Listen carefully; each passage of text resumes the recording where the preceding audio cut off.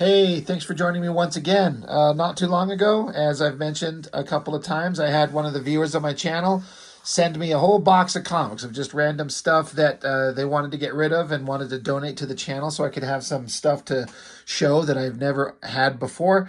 And I got this pile of Prophet comics. And I've had issue 5. I've had this one, and I did review it on my channel. But all these others, I've seen the covers, but I've never got to go into them before now. I finally got a chance to see what the hell's inside them. So I think it's time to start getting into some Prophet. Good Lord, are these things ridiculous? I mean, come on. I know it's like they're badass, right? But they're so ridiculous. So we'll put issue 5 aside, and we'll start with issue 6. I'm not going to do all of these. I'm gonna spread out the insanity. We'll do issue 6, and if there's time, we'll see. Maybe we'll do issue 7, because these are like part of a continuing story. And then once issue 8 hits, it's like a whole other thing where it's just the most ridiculous fight you've ever seen in comics. But let's just start right here. Let me make sure I get optimal angle on this thing so we can just lavish over the ridiculous art that Stephen Platt was doing. This is the only reason this book was popular. No one was buying this shit for the story. I mean, if you were, fine, please comment, tell me, say I was buying it for the very deep, intricate, well thought out story, and because you loved it and it stuck with you like Watchmen. And I'll call you a liar. You were buying it for Stephen Platt's artwork at the time. This absolute over-the-top insanity that he does. I am not a fan exactly. I don't hate it. I understand and appreciate what people liked about it. It's so ridiculously over the top. It's like the perfect exaggeration of everything that was kind of exciting and stupid about Image Comics artwork. It's just so over the top with the muscles and the guns and the fighting and the violence and the blood and the guts. It's so ridiculous. So if you look at it in that kind of context of like, this is just so dumb, this is stupid, and then it's kind of enjoyable. But if you're trying to get like a really satisfying reading experience, your head's up your ass because you're reading extreme comics. You're not going to get that until Alan Moore starts writing Supreme. But let's just gush over the artwork from Stephen Platt. I think it's interesting having his knife weapon thing here that's sticking out of the back of his hand, cutting the image eye. That's a fun little integration of the action on the cover with the logo and stuff. And you got John Prophet here fighting what looks like to be a hobbit because of the size difference. I mean, Prophet is either 15 feet tall or this Kirby guy, he's like 4 feet tall, which maybe both are true at the same time. And then there are these mindless, faceless, stupid, but over-the-toply, awesomely designed, ridiculous villains. I did notice something as I flipped through this. Poor John Prophet, he's got like cancerous tumors growing on the bottom of his legs in a couple of panels. It's kind of ridiculous. He needs to go see a doctor and get that shit looked at. But yeah, this comic is just call it ridiculous is just, I don't know, there's got to be a better word for it. Tailing off from the end of issue 5, which I really couldn't be bothered to go back and try and revisit and understand the story or what was going on or where we were at. Like I said, there's a video on this that I've done. It's been several months ago. And the same thing in issue 5 is the same thing with everything subsequent with Stephen Platt. I get on like a logical level why so many kids at the time were just into him, but I do not like it. I don't like it. I don't like this art. I have reviewed all his Soul Saga, and I absolutely adore those. I think the Soul Saga books are the best things Stephen Platt ever did. I don't care for this stuff, but I get the ridiculousness of it. Issue 5 also was extremely popular and stood out because Stephen Platt did pencils and inks. He was doing all the finished black and white artwork himself. But as I understand it from everything you hear Rob Liefeld talk about on his podcasts and stuff like that, that Stephen Platt was very slow and it was kind of a pain in the ass for everybody involved. So at some point, a decision was made to have someone else do ink. So it says Stephen Platt breakdowns and then finishes Marlo Alquiza. I don't know. I feel like saying breakdowns is kind of disservice to the level of detail that Platt puts into these. When I hear breakdowns, I mean, that usually means like really basic kind of figures, and then the inker does finishes, which is carrying a heavier load on the finished artwork rather than just inking over the pencil lines. Like you're adding details and textures and lighting. So I don't know. But people tend to think that the Prophet stuff in issue 5, inked by Platt by himself when he was doing all of this inking on his own, that it looked better than someone else when someone else was inking him. And I guess that's technically true. But he also tended to crowd up his artwork and make it indecipherable, like this first image here. And it gets a little bit more clear in some ways when someone else is inking him. It's hard to say. I'm not too concerned about what the hell's going on in the first page with roided up badass with massive over-the-top stupid gun and suit-wearing people and hot girl looking in on the destruction that Prophet has brought down on all these other characters. Who cares, right? And then, we flip the page and it's immediately got to be a double page spread to turn sideways. But usually you reserve that kind of shit for something incredible, like some fantastic, amazing spread. And this is just panels of people talking. What a waste of time. Like, I got to turn the book like this to read all this incredible dialogue of this thought-provoking story. Oh, yeah, we don't want to leave out the fact that Liefeld wrote this shit. But we're getting into it right here. So after all the bullshit that Prophet pulled in issue 5, you got an armored vehicle out here and a bunch of dudes gearing up to get out of the tank or whatever and stand around with their giant roided out cancer tumor legs pointing their giant guns that have no basis in any kind of reality. And they're going to hunt Prophet down in the snowy wilderness, which is a blessing. Platt has to thank Liefeld for giving him amongst the easiest backgrounds to draw when you're doing a big old comic with fights. It's just in a snowy winter like forest and mountains. No buildings, no cars, no other people, just a bunch of white. A bunch of white snow on the ground and some trees and some points that sort of resemble mountains. So, good for him. And then this guy right here, he is Jackson Kirby, former resistance leader on his home planet world of Decay. Recently, he befriended John Prophet, with whom he shares a mysterious past. God, we're so interested. I actually noticed for the first time that Jackson Kirby here is wearing like a do-rag with the image eyes on it. Okay. I wonder if he keeps that on for the rest of the book. I kind of doubt it. And these guns are so ridiculous. Like, he's got a full-on magazine up the handle and then a full-on banana clip to feed, I guess, 2 different barrels. I guess. This guy's gun clearly has 2 different barrels, but he's only got 1 magazine.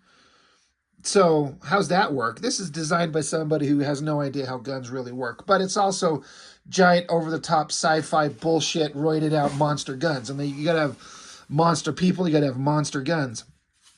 Oh, and how clever are they? A smiley face, but with a little line crossing it out. Like, no, we're not happy. But this is Kirby. Everyone remember him from the Berserkers in issue 2 of Youngblood? And then he ran off to go be with Prophet because they wanted to be like lovers or something. I don't know why.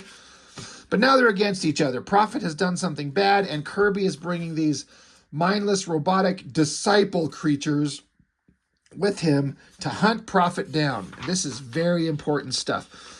So they're down there They got out of their tank, which you think they would just be loaded up with guns and they could just start using, like artillery from the tank. No, they get out, expose themselves, standing out in the middle of nowhere, and the ever fucking stupid John Prophet decides to, like, he's got his giant guns with dual laser sights and dual flashlights, no gun barrel, no barrel to, expel around, unless it's supposed to be lasers, but are lasers shot through bullet magazines? This gun up here's got a magazine up the top and one out the bottom, and looks like it's smoking because he's already fired it, maybe. But stupid John Prophet, he surrenders the element of surprise by standing on a mountain with the moon, the bright fucking moon behind him, and he gets spotted instantly. He gets shoved out of the way, Kirby does, because one of his stupid mindless robot guys says, "Oh, I've located him. He's up there." Now look, the robot guy is pointing this gun thing with all these little lights. I guess he's pointing a gun.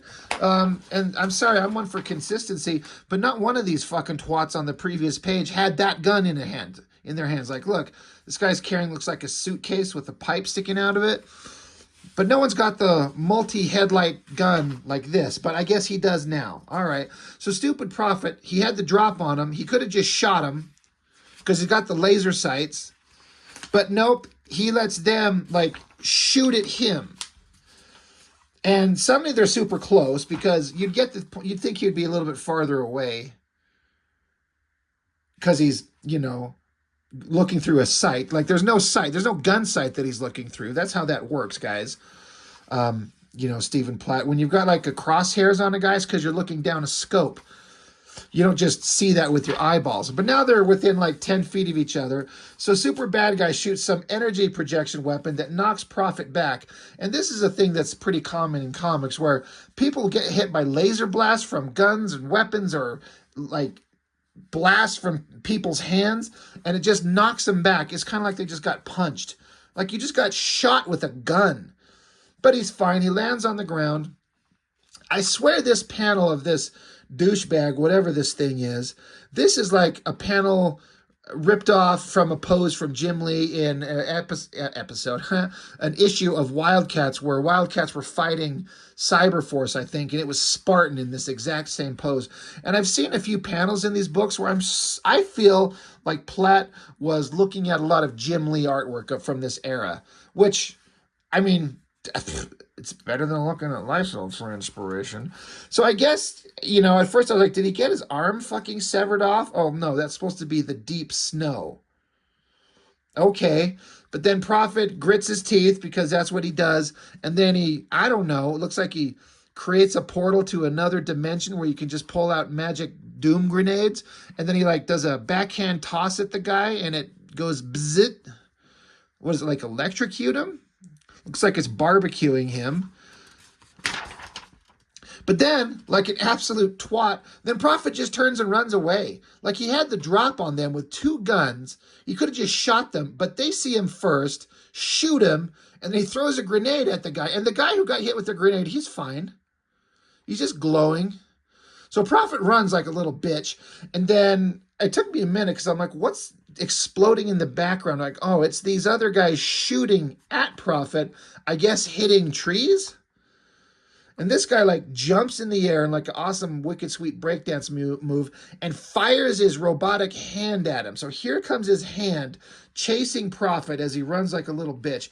And then I guess the hand explodes. Maybe it's not the hand, but something explodes. Something went kaboom. So then Prophet jumps off the cliff of this mountain here. I got to give it to the inker, though. I think the explosion here is really good. And I really like the coloring and the lighting on that. The coloring makes sense because there's, dark night sky on one side, but an explosion casting a bright light on him here. That makes sense. You'll see a lot of double lighting that absolutely makes no sense all over the place because you're like, where's the double lighting come from? The only light is the moon in the sky. There would be no double lighting. They're not in a city or something like that, whatever.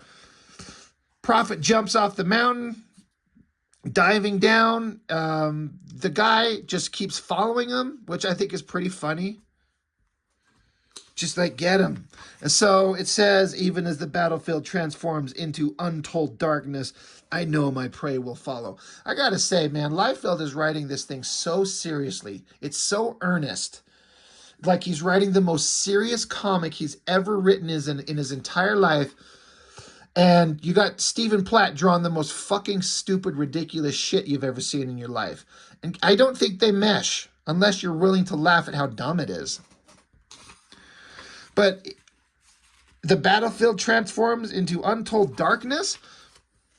Well, apparently, I guess there's a frozen lake down under them, so he smashes through the ice, and then bad guy creature follows him, and he's got like laser hand things, so Prophet's trying to swim away, and then he gets grabbed, and then he screams, and then I can't help but like just giggle at this stupid mask design that Prophet wears. They look like coiled dog shits, or maybe like mind control worms is what they are.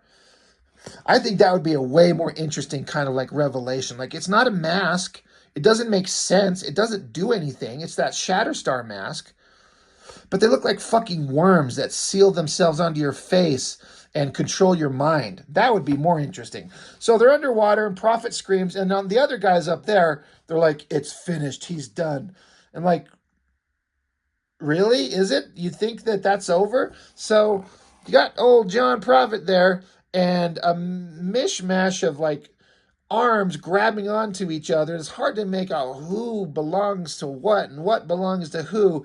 And I guess Prophet got stabbed through the chest. Look, he's got a fucking laser beam knife thing, I guess from his hand there, stabbing him through the chest. And Prophet just screams, because you do that underwater, and then it says, I embrace the glorious fury. I cast him aside as a child would a doll. All right. That's really stupid. Thanks, Liefeld. But he got stabbed through the chest. Guess what? Doesn't matter. Just like he got shot earlier. Didn't hurt him. Doesn't matter. I'll have you decipher what the fuck is going on in that panel. Like, you interpret that. And then Prophet forms a big old battle staff of some type and shoots a flaming laser beam into the guy, which causes him to double over. And I guess he shorts out and he's done. Prophet is saying, do I see fear in this mindless automaton? He begins to drift lifeless, and so it ends. Meanwhile, up top, they refer to this disciple. He is DS9, so a little Star Trek reference there.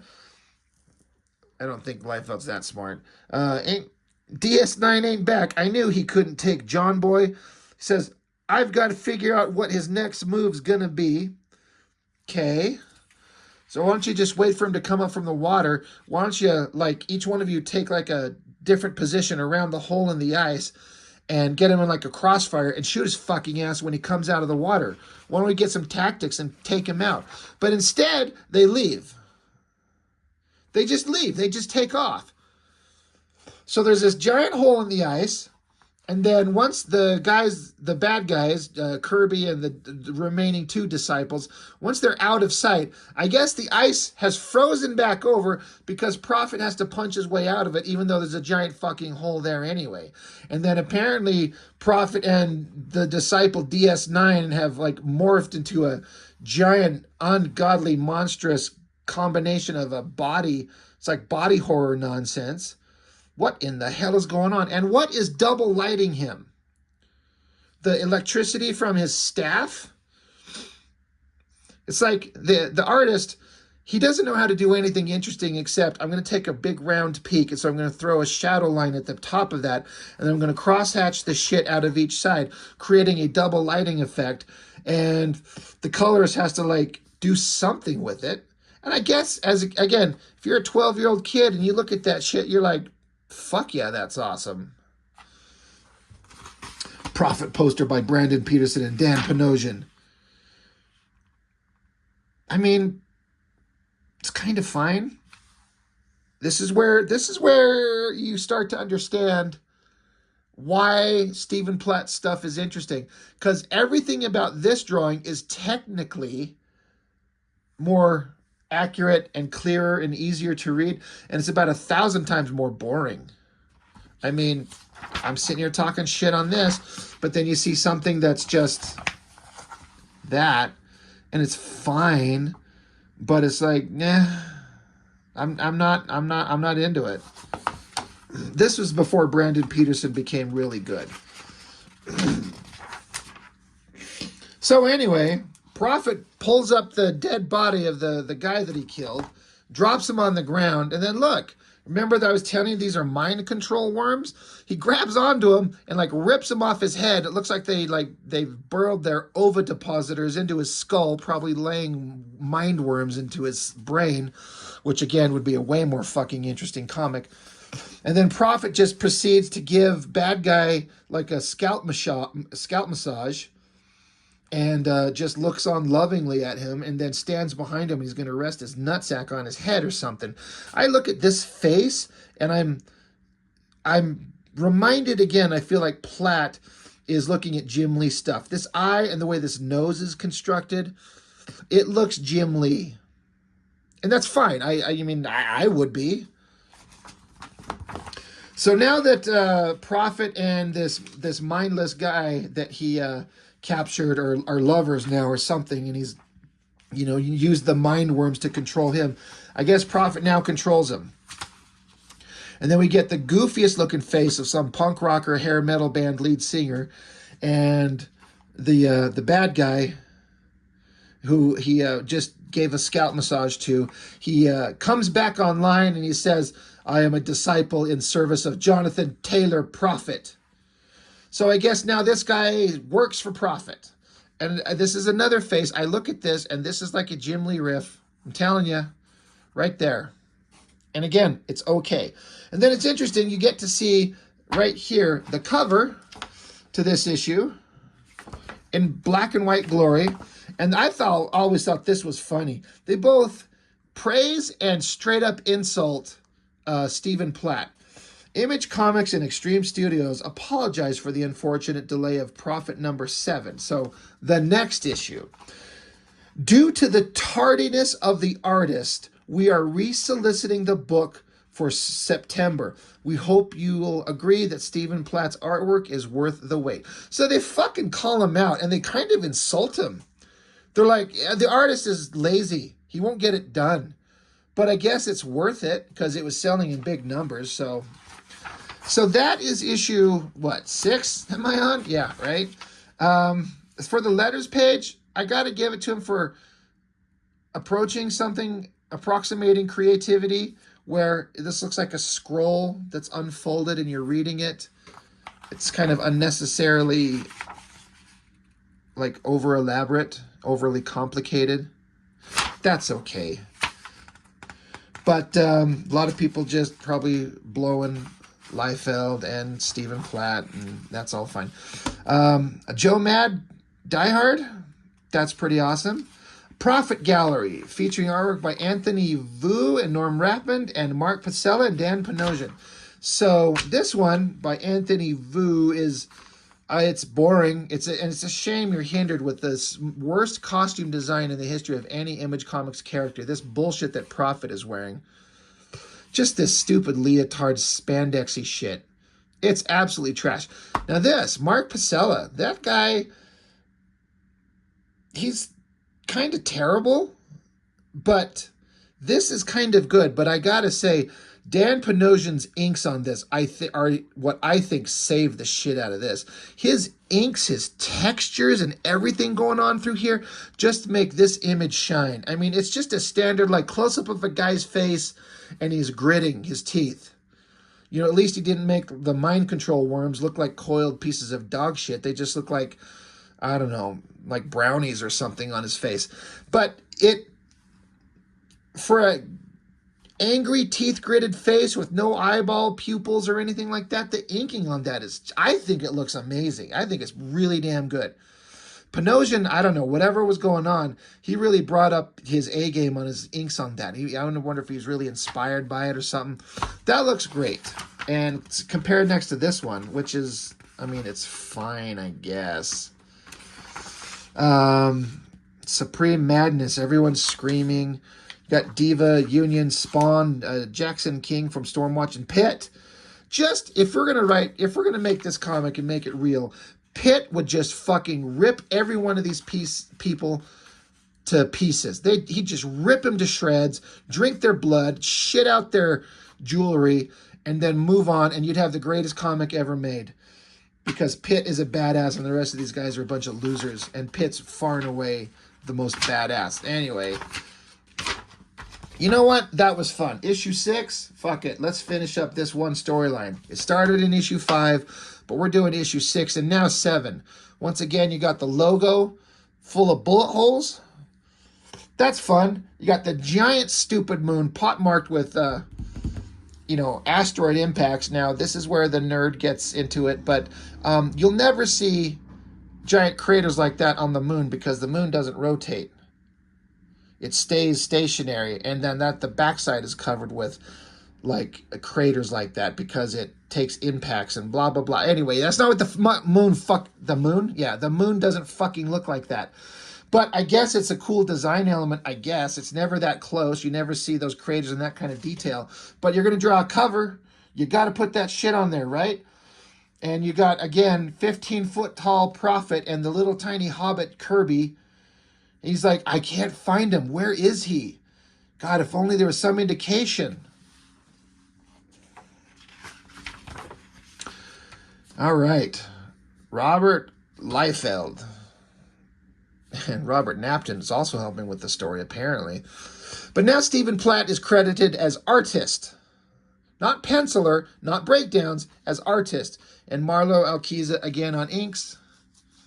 And Byron Tallman once again given the task, the challenging task of making sense of the double lighting that needs to be put everywhere. It's funny they keep using the Dan Panosian side profile flat fucking face shot. I mean, it's fine. So, guy in a suit, warrior babe with metal archangel wings. For real, who cares? Double page spread again. Again, I feel like this feels very Jim Lee like. The face, the uplighting on the nose and the eyes there, pretty awesome. I don't know why the girl's like bent over, farting energy out or whatever she's doing. Who cares? Can we see John Prophet fight? That's what we're here for. Holy shit, look at this weird fucking leg. You got a little indication of an ass cheek, and then the leg comes down, and it's like there's a joint right here, but then it comes down into what I assume is the back of the knee. So then it comes down here, and then it has this weird contortion to fit the leg into the panel. Good God, Platt. Like, you can erase and redraw, you know. Fucking shit, is that stupid. Anyway, back to, oh yeah, our heroes, whatever, the bad guys in suits. They get a holographic communique from Lord Darkthorn, who's the most boring, uninteresting, unthreatening bad guy in the history of Image Comics. And that is saying something, because fucking hell do they create a bunch of like giant monsters with pointy bits on their armor and shiny metallic reflective bits who stand around trying to make us feel like they're as scary as Darkseid or Thanos or Galactus, and none of them are interesting at all because they don't ever build up the characters. And Stephen Platt decided to do some skinny panels falling to the side. I guess it's interesting. I kind of think the inking through here is pretty interesting. Marlowe's just going for it. Anyway, all right, fuck yeah, we're back at it. So remember, last issue, Prophet took over one of the disciples and Mindworm controlled him. And now we got Kirby and his remaining 2 disciples, and they're out running around searching. Giant moon in the background again. And thank God there are the details on the snowy background. Like, I'm just going to draw a subtle curve, and it's a snowy hill. You couldn't take 3 more fucking seconds and draw a few peaks in the background to show the mountains where you're at. We don't do that. I don't know what the hell he's holding here. A scanning device. And once again, I suppose that's supposed to be a gun. Now the clip's sticking out the side of it.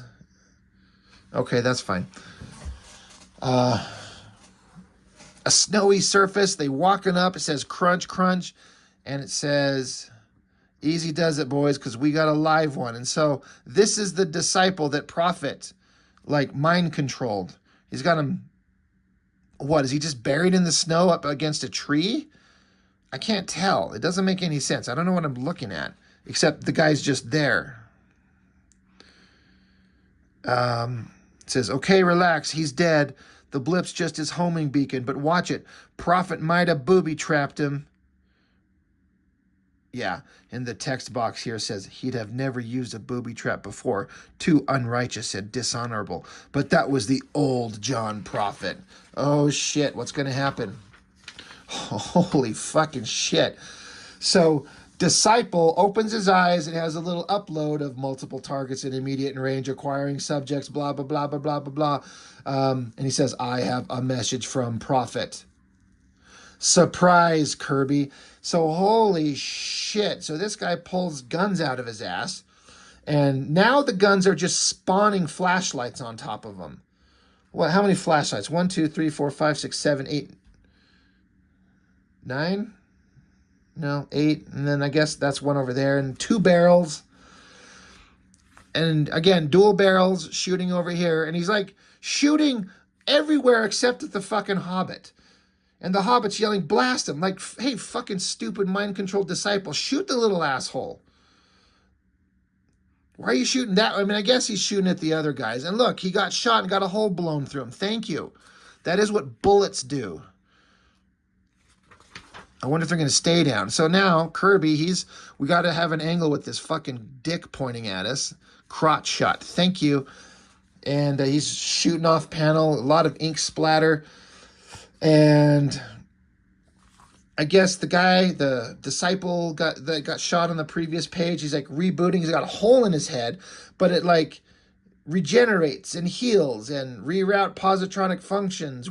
Entry wound sealed. Initiate. And so Kirby's like, hey, when you're done fucking fixing yourself, will you help me murder this guy? So blasting, shooting. What in the hell is going on here? And then, so Kirby, he's gritting his teeth. He's got a stogie in his mouth. Did he always have one up here? Doesn't have one there. Got one there. Because, he's got to have a smoke in his mouth, because that's cool. So then, I guess a bird shits on his head. And why? That doesn't even look like the same thing. Like, he spent all this time drawing this awesomely rendered face. And then, it's like he had a seizure and lost his mind, Stephen Platt did, to just do this silhouette and these stupid eyes and mouth and these stupid things sticking out from the back of his head. But a bird shits on top of him. Why are the trees growing at different angles in the background? That's not how trees work. Oh, fuck me in the ass. Look at that double-page spread. We got to flip this over.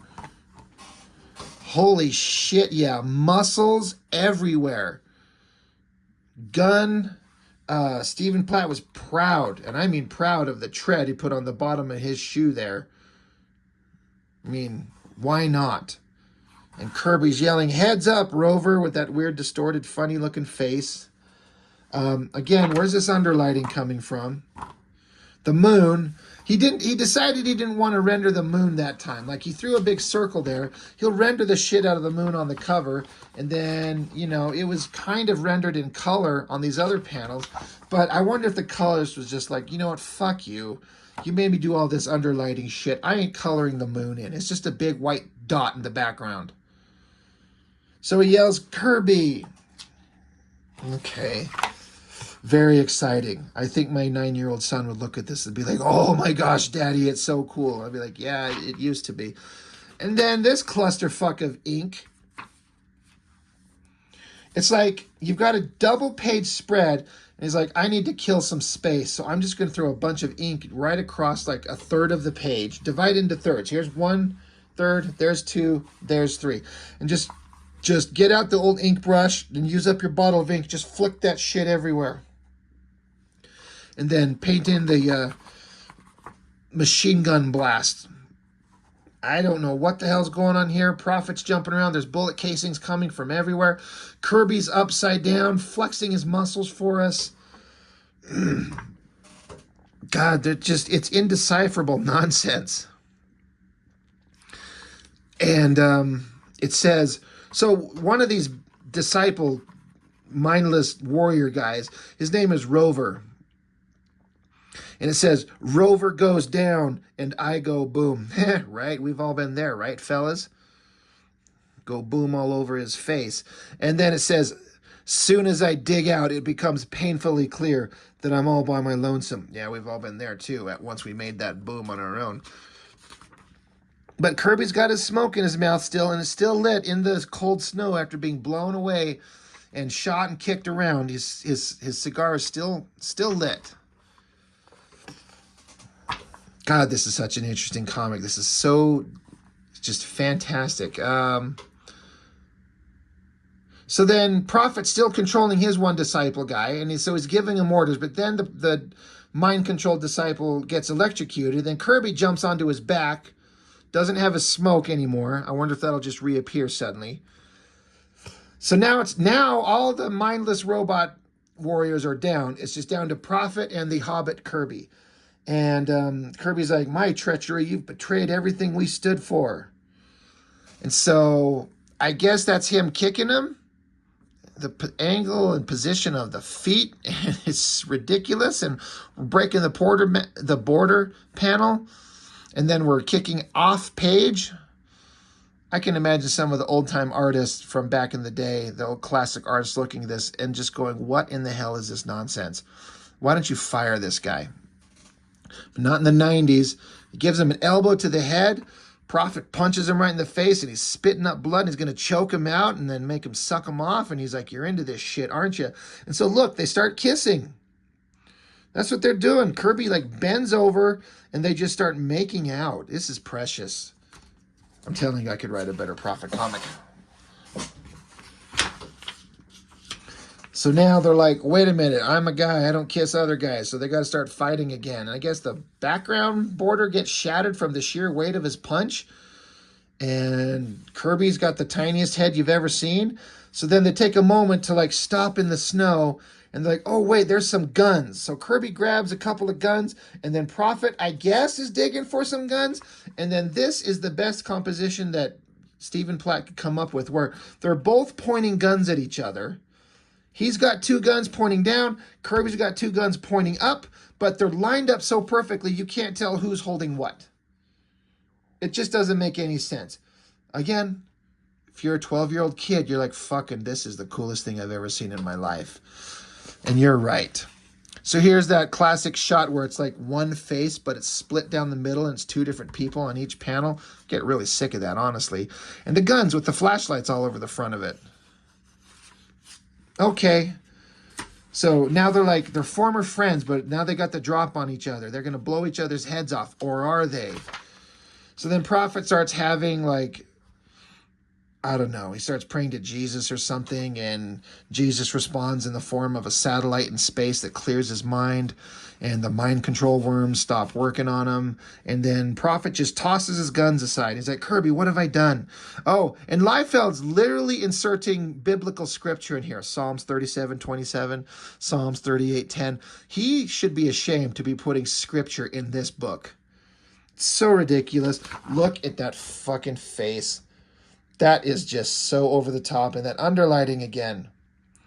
On his brows, under his eyes, and around his chin. What the hell?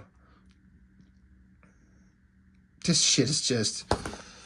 It's so ridiculous. How can you not love it?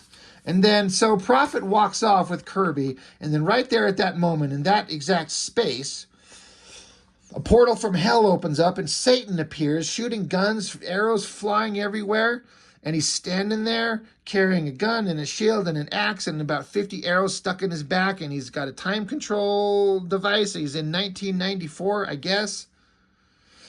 His name is Crypt, and the world will never be the same. And he ends it with more biblical scripture. And fucking Jesus, there's a giant moon behind him too. Like, you don't have to put a giant full moon behind everybody, guys. It's not that awesome. I guess it's awesome Satan appearing out of the devil's anus over here, fighting whoever, whatever. A bunch of throwing stars and arrows and grenades being tossed at him. And you know Crypt is awesome because he looks like that. That's how you know he's awesome. Just look at him. Jesus Christ. What the hell did we just look at? More letters pages, more fan art. Extreme. The end is now. Yeah, we wished. And then New Blood, New Men, and Team Youngblood. All right. Sure. And then Youngblood Year 1. That never happened, right? I mean, I don't recall it ever happening, but apparently there was a lot of Extreme Studios crap that I missed out on because I just wasn't buying it. I just got so sick of so much of it. Wow, that is something. You can't deny that it's fun, right? It's mindless, stupid, juvenile fun that I think is mostly for dudes. Dudes are the guys that get excited about this shit. I couldn't imagine any woman of any age in any era reading these and going, God, these are awesome. Maybe there's one. Are you one? Is there one out there watching my videos? One woman out there that likes this shit? I mean, I would really like to know. So, like I said, it's simultaneously the stupidest thing you've ever seen, but you can't help but kind of be like, God, it's so ridiculous. It's so fun. Not my thing, really.